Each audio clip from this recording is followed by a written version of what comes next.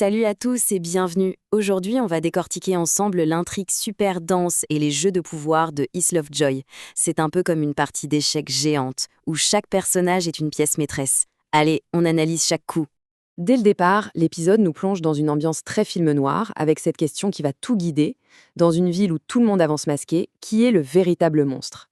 C'est vraiment le fil rouge de toute notre analyse. Bon, alors entrons dans le vif du sujet. Tout commence avec le maître manipulateur en personne, Wilson Fisk. Et ce qui est fou, c'est que même depuis sa cellule, il continue de tirer toutes les ficelles. Il orchestre un plan ultra méticuleux pour asseoir son emprise sur la ville. Regardez un peu cette stratégie, c'est d'une précision chirurgicale. Première étape, il déplace Dex, son pion le plus dangereux, là où il sera plus utile.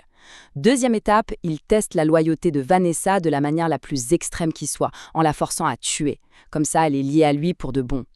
Et enfin, troisième étape, il place un allié, Blake, à un poste clé. Chaque mouvement est calculé, c'est un vrai coup de maître. Et son influence ne s'arrête évidemment pas là, sa toile s'étend bien au-delà de la prison ou de la mairie, jusqu'à l'élite de la ville. En faisant chanter des gens comme Duquesne, il s'assure non seulement leur silence, mais aussi leur soutien public pour ses projets. Il transforme carrément ses ennemis en alliés de façade.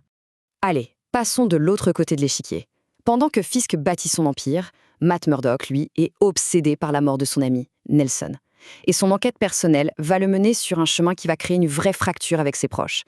Et là, c'est le point de bascule. Matt découvre que Fisk n'est autre que le patient de Glenn. Cette révélation, c'est une vraie bombe. D'un coup, son ami se retrouve au cœur de la toile de son pire ennemi. Imaginez la tension, la méfiance, c'est juste insoutenable entre eux. Ce qui nous amène à un conflit idéologique profond. D'un côté, on a Murdock, qui pense que le système est cassé et qu'il faut parfois contourner la loi pour obtenir justice. De l'autre, Glenn, qui a une foi absolue en la loi et qui rejette toute forme de justice personnelle. Ce sont deux visions du monde qui maintenant s'affrontent directement. Mais l'enquête avance.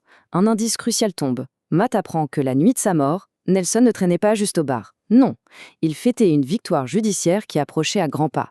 Pour Matt, le lien est évident. Cette victoire dérangeait quelqu'un de très puissant. Et tous les doigts pointent vers Wilson Fisk. Et ça change tout. Maintenant persuadé que Fisk a engagé Dex pour tuer Nelson, Matt décide d'agir. Sauf que son intervention va, sans qu'il le veuille, libérer une force encore plus chaotique et dangereuse sur la ville. Poussé par la rage, Matt va confronter Dex directement en prison. Il l'interroge avec une violence inouïe, convaincu qu'il a affaire à l'assassin de son ami. C'est un acte de pure fureur. Cette confrontation laisse Dex blessé. Mais loin de le neutraliser, ça ne fait qu'attiser sa propre rage, son instabilité. Matt a peut-être pensé régler un problème, mais en fait, il vient d'allumer la mèche. Et la bombe finit par exploser. Juste après, Dex tue froidement son médecin et un garde et s'évade de prison. L'arme que Fisk avait mise de côté est maintenant dans la nature, complètement hors de contrôle. Le bilan est immédiat et brutal. 2 morts. Ça donne une idée de l'efficacité mortelle de DX. Et ça annonce un vrai bain de sang. La ville a un nouveau prédateur, et il est bien plus imprévisible que Fisk. Et c'est là que toutes les histoires convergent vers un seul lieu. Le fameux bal noir et blanc organisé par Fisk. C'est une poudrière. Chaque invité amène avec lui ses secrets, ses plans. La tension est à couper au couteau. Regardez-moi cette liste d'invités. C'est un cocktail explosif. Au centre, Fisk, le marionnettiste.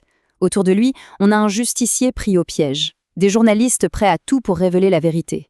Et Matt Murdock qui débarque avec une révélation choc. Mais le secret le plus sombre, finalement, il appartient peut-être à Vanessa. Et voilà le coup de théâtre. Matt a enfin la pièce manquante du puzzle. Ce n'était pas Fisk qui a directement ordonné le meurtre, mais Vanessa. C'est elle qui a engagé Dex. Quand il lance cette accusation en plein milieu du gala, toutes les certitudes volent en éclats. Cette accusation de Matt met le feu aux poudres. À cet instant précis, les masques tombent, et le plan si bien huilé de Fisk s'effondre de la manière la plus violente qui soit. Et tout s'enchaîne en quelques secondes. C'est fou. Alors que Fisk est sur le point de révéler l'identité de Daredevil à Glenn, Dex surgit et vise Fisk. Et là, geste totalement impensable, Matt Murdock, son pire ennemi, se jette devant lui pour le protéger et prend la balle à sa place. Le héros sauve le méchant. L'épisode nous abandonne sur cette image complètement dingue et cette question en suspens. L'acte de Murdock, c'est le sacrifice ultime pour éviter un mal encore plus grand, ou bien est-ce une erreur monumentale qui va avoir des conséquences désastreuses? La réponse, pour l'instant, on ne l'a pas.